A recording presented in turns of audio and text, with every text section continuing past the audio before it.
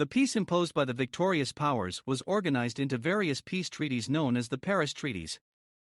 The protagonists were France, Great Britain, the United States, Italy, and Japan, who initially shared a common objective: to avoid a new war at all costs. However, national interests will soon prevail in the negotiations.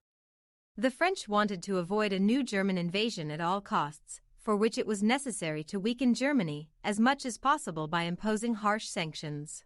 This position clashed with British interests, aware that weakening the Germans excessively meant placing France as the great power in continental Europe and facilitating a possible communist revolution in Germany.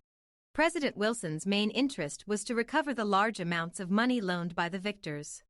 His solution was to organize a lasting peace that he expressed in his famous 14 points, where the creation of the League of Nations was the fundamental pillar.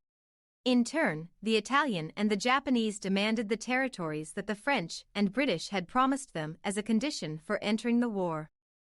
Thus, initial good intentions will soon turn into serious problems.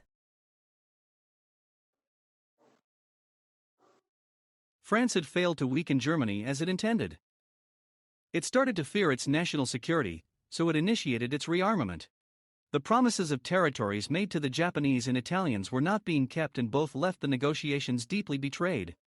The U.S. Senate did not ratify the Paris peace treaties, and this meant that the U.S., the only country capable of maintaining peace, was left out of the international system of the League of Nations.